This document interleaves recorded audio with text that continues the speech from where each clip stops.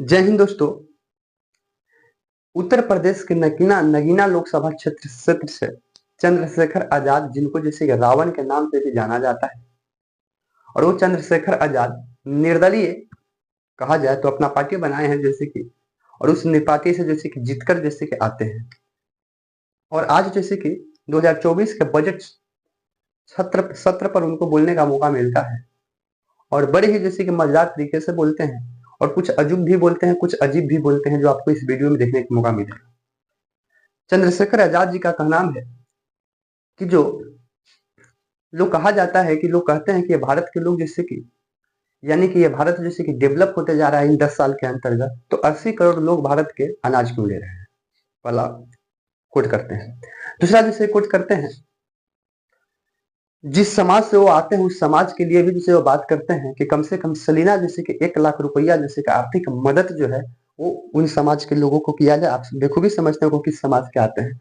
जरा सा इस पे आप अपना राय जरूर दीजिएगा कि 1 लाख रुपया जो मदद करने के लिए कहते हैं, ये बात सही कहते हैं या गलत कहते हैं। ये बात जो है ये कांग्रेस का मैन्युफैक्चर से चुराया हुआ चीज है, क्योंकि कांग्रेस जैसे कि बोला था कि हर जैसे कि महिलाओं के अकाउंट में 1-1 लाख रुपया जैसे कि गिरेगा जब हमारी सरकार बनती है। तो ऐसा जैसे कि चंद्रशेखर आजाद का कहना है कि हमारी समाज को प्रॉपर, वो अपने समाज की बात कर रहे हैं जो SC ST के अंतर्गत जैसे कि आते हैं, इसमें बहुत कुछ को नाम लेते भी हैं, और जहां तक हमारी जैसे कि अभी तक याद आ रहा है वहां तक, यहाँ तक भी बोलते हैं कि महिलाओं को जो अकाउंट में जो वृद्धा पेंशन हो, इसमें जो 500 रुपया आता है उसको बढ़ाकर जैसे कि 5000 रुपया किया जाए। ये बढ़िया मांग करते हैं और सभी के लिए मांग करते होंगे, लेकिन कोई बात नहीं, इनका चंद्रशेखर आजाद जी का मांग जैसे कि बिल्कुल जैसे कि जायज है। और पेपर लीक पे जैसे जैसे कि उत्तर प्रदेश में अखिलेश यादव ने पूरा चुनाव जो है 80 हराव के नाम पर जैसे कि लड़े और बढ़िया परफॉर्मेंस की है PDA के फॉर्मूला पर, क्योंकि अखिलेश यादव जैसे कि कहा करते थे कि नरेंद्र मोदी के सरकार यानी बीजेपी वाले लोग ने जैसे कि कहते हैं कि हम उत्तर प्रदेश में 80 जीत रहे हैं। दरअसल आप अपने से बताइए कि 60 लाख जैसे कि विद्यार्थी का बिहार यूपी पुलिस का पेपर जैसे कि लीक हुआ था, और साथ में अगर खुद स्टूडेंट और माता पिता को मिला दिया जाए और 3 से गुना किया, यानी कि 3 सदस्य हुआ तो 36-21, यानी कि 2,10,00,000 कुछ ऐसा वोट होता है।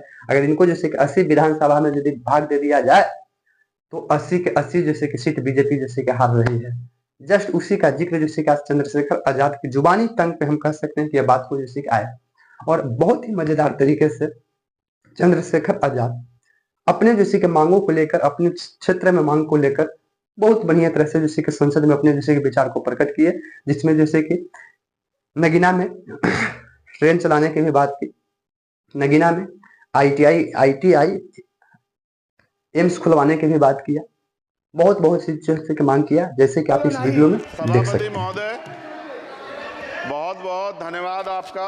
आपने मुझे बजट पे अपनी बात रखने का अवसर प्रदान किया। मैं अपनी बात को शुरू करते हुए बहुजन समाज में जन्मे सभी संतों, गुरुओं और महान पुरुषों को नमन करता हूं। साथ साथ मैं भारत की महान जनता का भी धन्यवाद करता हूं कि उन्होंने लोकतंत्र की रक्षा इस बार की है। सभापति महोदय, पिछले 10 सालों में सरकार की नीतियों के कारण गरीब और गरीब हुआ और अमीर हुआ है, यानी गरीबों और अमीरों के बीच फासला बढ़ गया है। सारे देश की संपत्ति को चंद अमीरों के हाथ में दे दिया गया है। ये हमारे संविधान की मंशा और समतावादी समाज के लक्ष्य के खिलाफ है। अतः हमारी नीतियां गरीबों के पक्ष में भी होनी चाहिए। जातिगत जनगणना, SC ST OBC यानी कि जो बहुजन समाज के लिए आज जीवन मरण का प्रश्न है, इसके बारे में कोई बात बजट में नहीं की गई है। इसके बाद जनसंख्या के अनुपात में बहुजन समाज को सभी क्षेत्रों में हिस्सेदारी मिलनी चाहिए, तभी बाबा साहब अम्बेडकर का जो सपना है समतामूलक समाज का वो पूरा होगा। महोदय, एक ऐसा विकसित भारत है जिसमें आज भी सफाई कर्मचारी को पक्की नौकरी नहीं मिल रही है और उसको गटर में उतरने के लिए मजबूर किया जा रहा है। उनके लिए कोई अलग से बजट नहीं है। बजट बन सकता है अगर सरकार चाहे। SC ST को जो सब प्लान मिलता था, SPC का जो पैसा मिलता था, वो बजट से हटा दिया गया है। साथ साथ देश के स्तर पे आशा, आंगनबाड़ी, भोजन माता, ग्राम सेवक, PRD जवान, होमगार्डों के मानदेय में बढ़ोतरी नहीं हुई है। ऐसा कुछ भी नहीं दिख रहा है कि उनके जीवन में खुशहाली आ जाए। इनका मानदेय बढ़ना चाहिए। विधवा, वृद्धा, विकलांग पेंशन प्रत्येक महीने 500 रुपए से बढ़ाकर 5000 रुपए की जानी चाहिए। क्योंकि महंगाई बढ़ रही है। देश में प्रधानमंत्री जन कल्याण योजना के तहत SC, ST, OBC और मुस्लिम को कितने घर दिए गए, इसका कोई आंकड़ा सरकार के पास नहीं है। देश में इसी तरह SC, ST, OBC के लिए कितने परिवारों को शौचालय की व्यवस्था कराई गई। आज भी सिद्धार्थनगर जैसे जिले और तमाम जिले जो है वहाँ शौचालय की व्यवस्था नहीं है। इस पर ध्यान देना चाहिए। देश भर में SC, ST, OBC के जो रिक्त पद पड़े हुए हैं, बैकलॉग भरना चाहिए। सरकार ने कुछ नहीं कहा। ये कैसी विश्व की 5वीं अर्थव्यवस्था है जिसमें आज भी SC, ST पर अत्याचार हो रहा है, महिलाओं के साथ रेप हत्या हो रही है। NCRB का डाटा पढ़ेंगे तो खून के आंसू रोने पड़ेंगे। युवा बेरोजगार है, सड़कों पे 80 करोड़ लोगों को 5 किलो राशन में जीवन यापन करना पड़ रहा है। जो बजट SC, ST को मिलता है, मेरे दाएं तरफ जो साथी बैठे उनको बुरा लगेगा, कर्नाटक में 14,732 करोड़ रुपए इन्होंने दूसरी योजना में लगा दिए और मध्य प्रदेश में आपने 95 करोड़ रुपए जो है दूसरे बजट में लगा दिए। हमारा जो मिलता है उसको तो मत छीनो भाई। MSP की लीगल गारंटी कोई बात नहीं हुई है। किसानों को जो 6,000 रुपए मिलते हैं उसको बढ़ा के 12,000 रुपए करना चाहिए और फसल बीमा जो है उसका सारा प्रीमियम सरकार भरे, किसानों पर बोझ ना लगे। रिजर्वेशन ही प्रमोशन में लागू नहीं किया गया, पुरानी पेंशन को बहाल नहीं किया गया, इस पर चर्चा नहीं हुई। देश में मनरेगा समेत न्यूनतम मजदूरी की दर 700 रुपए होनी चाहिए। समान काम समान वेतन पॉलिसी लागू होनी चाहिए। जो रसोई की चिंता करते हुए 500 रुपए प्रति सिलेंडर से ज्यादा के दाम नहीं होने चाहिए, जो महिलाओं को राहत मिल सके। बिजली के दामों में भी कमी होनी चाहिए। बेरोजगार युवाओं को 5,000 रुपए भत्ता मिलना चाहिए, जो बेरोजगार युवा जो है अपनी पढ़ाई या अपना खर्चा उठा सके। मैं अपने क्षेत्र के विषय में महोदय आपसे कहना चाहता हूं कि पश्चिम यूपी में नगीना में एक एम्स बनना चाहिए, एक IIT बननी चाहिए, एक IIM बनना चाहिए। नगीना लोकसभा में उद्योग धंधे लगने चाहिए। नगीना की कताई मिल जो है उसको पुनः शुरू कराना चाहिए। RRTC जो योजना है सरकार की, उसको मेरठ से आगे बढ़ाकर मुजफ्फरनगर, सहारनपुर से नजीबाबाद नगीना होते हुए उसको नगीना तक ले जाना चाहिए। साथ साथ नजीबाबाद से मुंबई के लिए एक ट्रेन चलनी चाहिए और नगीना, श्योरा, किरतपुर में रेलवे के ओवरब्रिज बनने चाहिए। सभापति महोदय, सामाजिक न्याय मंत्रालय को 13,000 करोड़ रुपए दिए गए और जनजाति कार्य मंत्रालय को 13,000 करोड़ रुपए दिए, कुल 26,000 करोड़ रुपए। जो कुल बजट 48.20 लाख का लगभग 0.54% है, जबकि हमारी संख्या 25% से ज्यादा SC, ST की और बहुजन समाज की मिलाओगे तो 85% से ज्यादा है। और हमारे विकास के लिए सरकार 1% बजट 1% पैसा खर्च कर रही है, जो मिलना हमें चाहिए, जबकि मिलना हमें 25% चाहिए। ये ऊंट के मुंह में जीरा के समान है, कहावत हमने बहुत दिन सुनी थी। पिछले लंबे समय से हमारे साथ धोखा हो रहा है, लेकिन अब ये नहीं चलेगा। चंद लोगों की तराजू से देश के संसाधन नहीं बटेंगे। इस देश का बहुजन समाज बर्दाश्त नहीं करेगा। संसाधन का बंटवारा संख्या के आधार पे होगा। माननीय काशीराम साहब नारा लगाए थे, ना तो वोट हमारा राज तुम्हारा चलेगा, और आज हम कह रहे हैं ना ही वोट हमारा और नोट तुम्हारा चलेगा। इस बात का भी ध्यान जो है सरकारों को देना पड़ेगा। आपके माध्यम से सरकार से मेरी एक मांग है, सरकार इस योजना का लाभ भी अपने आप ले ले, सरह भी ले ले कि 1 लाख रुपए सालाना बहुजन समाज के अत्यंत गरीब परिवारों को दे। 10 लाख करोड़ रुपए खर्च होंगे, लेकिन इस 1 लाख रुपए की योजना से एक झटके से परिवार गरीबी की रेखा से ऊपर आएगा और इनके बच्चों को कुपोषण खत्म होगा, अच्छी शिक्षा मिलेगी, महिलाओं को सम्मानजनक जीवन मिलेगा और इससे वास्तव में सबका साथ सबका विकास का नारा सार्थक होगा। अगर प्रश्न ये होगा कहां से आएगा, तो उसका जवाब ये है कि जब अमीरों का 16 लाख करोड़ रुपए माफ हो सकता है, कॉर्पोरेट टैक्स का घटाकर लाखों करोड़ रुपए का चुना सरकारी खजाने को लगाया जा सकता है, पेट्रोल डीजल के दाम 10 गुना एक्साइज ड्यूटी बढ़ाई जा सकती है, तो गरीबों को सरकार पैसा क्यों नहीं दे सकती। महोदय, समय आ गया है, अब निजी क्षेत्रों में आरक्षण की व्यवस्था होनी चाहिए। SC, ST, OBC को निजी क्षेत्रों में आरक्षण मिलना चाहिए।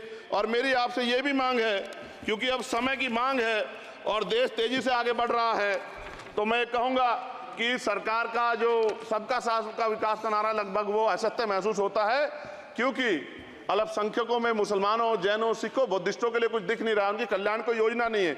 मदरसों को जो बजट मिलता था वो कम कर दिया गया है। आर्थिक तंगी से लोग मर रहे हैं। इंटर्नशिप की बात हुई है, परमानेंट रोजगार नहीं है।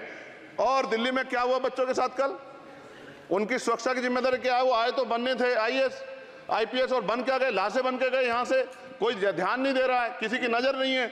साथ साथ मैं आपसे ये भी आग्रह करूंगा कि हम ग्रामीण क्षेत्रों से आए लोग देश से बड़ा प्रेम करते हैं और हम ये महसूस करते हैं कि सरकारें हमें सुनेंगी, सरकारें हमारे बारे में सोचेंगी।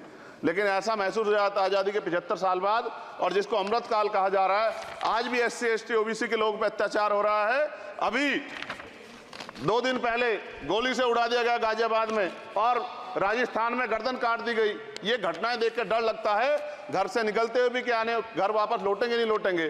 तो मेरा सरकार से आग्रह है, अगर आज़ादी के 75 साल बाद भी हमारी हत्या हो रही है तो हमारी मां को भी दर्द हुआ होगा जब उसने हमें पैदा किया हो, हमारी बहनों को भी हमारे खोने का दर्द होता होगा। कैसी कानून व्यवस्था है आपकी, सब कुछ है आपके पास, फिर भी जो है महिलाओं पर रेप नहीं रोक पा रहे हो, हत्याएं नहीं रोक पा रहे हो, गरीबों, दलितों, पिछड़ों, किसानों, मजदूरों की जान नहीं बचा पा रहे हो। किसान सुसाइड कर रहा है, नौजवान सुसाइड कर रहा है, और बड़ी बड़ी बातें होती हैं, इधर भी अच्छे लोग हैं इधर भी अच्छे लोग हैं, लेकिन अच्छाई तब होगी जब जमीन पे भी कुछ काम दिखाई देगा। और जमीन पे महोदय कोई काम दिखाई नहीं दे रहा है।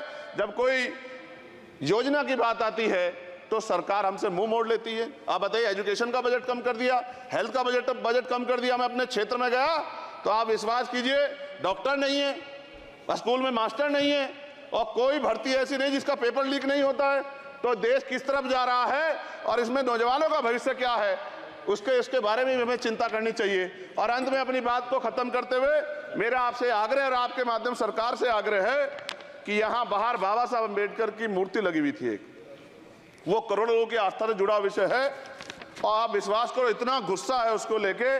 मेरी आपके माध्यम से मैं हाथ जोड़ता नहीं हूं, लेकिन मैं हाथ जोड़ के आपसे आग्रह कर रहा हूं कि प्रधानमंत्री जी, सरकार से हमारी आग्रह कि वो अम्बेडकर वादियों के सम्मान का ध्यान रखते हुए, उनके जो है दिल की पीड़ा को समझते हुए, दर्द का ध्यान रखते हुए उस मूर्ति को पुनः स्थापित करा दीजिए। अगर इसमें कोई राजनीतिक कारण अलग बात है, लेकिन मैं कंक्लूड कर रहा हूं। मगर मैं आपसे कहना चाहता हूं, इसमें बहुत गुस्सा है। जिस दिन अम्बेडकर वादी गुस्सा हो जाएगा, वो फिर इस सरकार को जो 24 में आ गई है, वो आने वाले चुनाव में ऐसा सबक सिखाएगा कि दोबारा पलट के नहीं देख पाओगे। तो मैं आपका धन्यवाद करता हूं, और मुझे विश्वास है कि सरकार मेरी बातों पे गौर करेगी और गरीबों के बारे में सरकार सोचेगी, गरीबों को आगे बढ़ने के अवसर प्रदान होंगे। धन्यवाद।